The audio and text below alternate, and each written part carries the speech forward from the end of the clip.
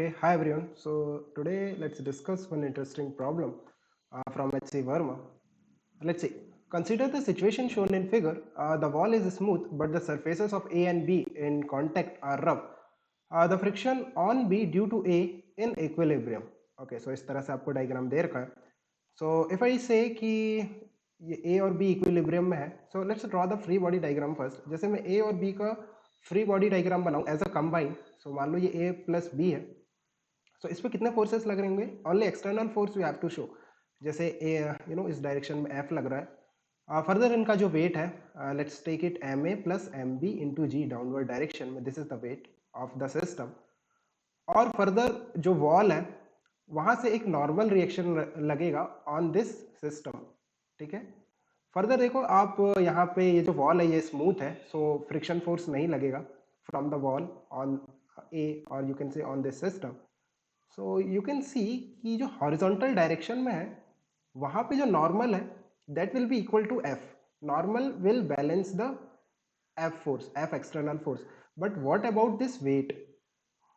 देखो ये जो वेट है ये बैलेंस नहीं होगा because there is no external force in the upward direction. In vertically upward कोई फोर्स नहीं है to balance the weight of this system. So ये सिस्टम कभी रेस्ट में या फिर यू कैन से इक्विलिब्रियम में नहीं होगा.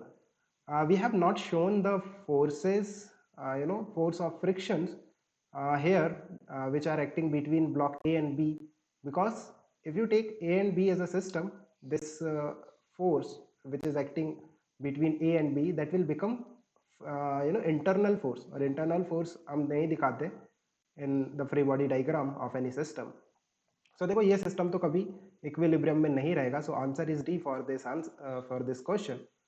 But let's try to solve this question. अगर यहाँ पे जो वॉल है वो रफ होती तब ये क्वेश्चन काफ़ी इंटरेस्टिंग हो जाता. तब देखो आप ये हम इसे किस तरह से सॉल्व करते. ये ब्लॉक ए है और ये ब्लॉक बी है. यहाँ पे फोर्स एफ लग रहा है. अगर ये सिस्टम इक्विलिब्रियम में है then what are the condition? किस तरह से ये सिस्टम इक्विलिब्रियम में होगा? So let's talk about that. जैसे आप ब्लॉक ए की बात करो, अगर हम फिर से सिस्टम की बात करें A and B as a system, so जैसे पहले हमने कहा था नीचे की तरफ M A plus M B into g ये फोर्स लग रहा था. यहाँ पे एफ लग रहा था और यहाँ पे एक नॉर्मल रिएक्शन लग रहा था bye the wall on block A, right. And further अगर यहाँ पे कुछ फ्रिक्शन होता है, कोफिशिएंट ऑफ फ्रिक्शन होता है, the wall is rough, then उस केस में एक फ्रिक्शन फोर्स लगेगा अपवर्ड के डायरेक्शन में. क्योंकि ये जो सिस्टम है एम ए प्लस बी का, इसका टेंडेंसी नीचे की तरफ मूवमेंट का है. So if this block tries to move down, the force of friction will oppose the relative motion. तो फ्रिक्शन ऊपर की तरफ लगेगा. और कितना लगेगा? जितना रिक्वायर्ड है. देखो नीचे के डायरेक्शन में कितना फोर्स लग रहा है? M A plus M B into g. So इसे बैलेंस कर देगा कौन? Force of friction. So force of friction जो ऊपर की तरफ लगेगा, let's call it F R one. So जो एफ आर वन होगा, you can see F R one that will be equal to M A plus M B into g. This is the required value of the friction. But क्या इतना available है? There is a limit on the value of friction, right. Maximum value of friction कितना हो सकता है? N into mu. So condition क्या है equilibrium की? जो एन इंटू म्यू है, और एन किसके बराबर होगा? एफ के बराबर, जो आपने एक्सटर्नल फोर्स लगाया है. सो एन इंटू म्यू, और you can say F into mu should be greater than और equal to M A plus M B into g. This is the condition for equilibrium, है ना. ये condition है equilibrium में रहने की block के. फर्दर एक और कंडीशन होगी. जैसे अगर आप अब जो ए है उसका फ्री बॉडी डायग्राम बनाओ. सो ये एम ए है, नीचे की तरफ इसमें इसका वेट लग रहा होगा एम ए इंटू जी. और इस डायरेक्शन में देखो ऊपर की तरफ जो फ्रिक्शन फोर्स लग रहा है एफ आर वन, जिसका मैग्नीट्यूड है M A plus M B into G, right. अब यहाँ पे देखो आप एक नॉर्मल रिएक्शन लग रहा होगा, normal force between A and B. A and B के बीच में भी एक नॉर्मल फोर्स होगा. So let's draw the free body diagram of B also. तो ये बी है ना, ये ए है और ये बी है. इसमें नीचे की तरफ इसका वेट लग रहा होगा एम बी इंटू जी, और इन दोनों के बीच में आपस में एक नॉर्मल लग रहा होगा. Let's call it N one, है ना. एन वन कह देते हैं फॉर द टाइम बिंग. तो इसमें इस डायरेक्शन में एन वन लग रहा है, यहाँ पे एफ लग रहा है, और यहाँ पे देखो आप वॉल पे जो एन लग रहा था ए पे by the wall on the A, so that was equal to N. So again आप ए का फ्री बॉडी डायग्राम देखो या फिर बी का देखो तो N that is equal to N one, और you can say N one is equal to F. But हमें क्या पता है कि जो एफ था that was equal to N one, right, जैसे हमने पहले भी निकाला था। So you can see N is equal to N one that is equal to F.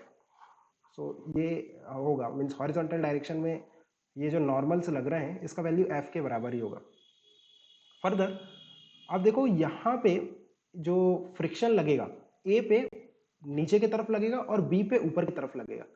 अब ए पे नीचे की तरफ क्यों लग रहा है, क्योंकि हमें वर्टिकल डायरेक्शन में जब फोर्स बैलेंस करेंगे तो आप देखो जो नेट फोर्स है ऑन ब्लॉक ए वो किस डायरेक्शन में, ऊपर की तरफ। सो हमें नीचे की तरफ कितना चाहिए, M A into M B into G further चाहिए।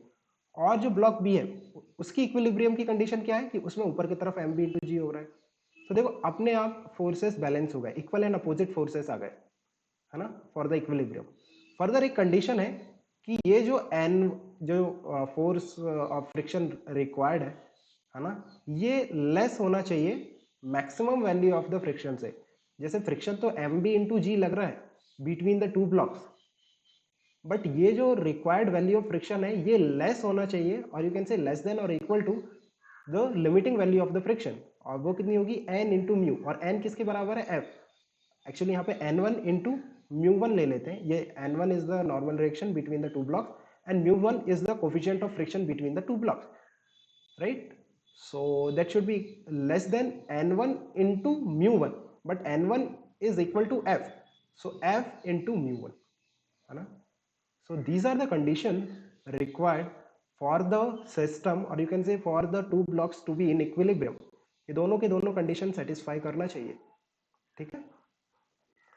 और फर्दर आप देखो कि जो ब्लॉक ए है उस पे जो फ्रिक्शन लगेगा बाय द वॉल, वॉल के कारण जो फ्रिक्शन लगेगा वो ऊपर की तरफ लगेगा, और जो बी के कारण फ्रिक्शन लगेगा वो नीचे की तरफ लगेगा, और जो बी पे फ्रिक्शन लगेगा बाय ए वो ऊपर की तरफ लगेगा। सो इस तरह से हम डायरेक्शन भी निकाल सकते हैं, right. So I hope it's clear.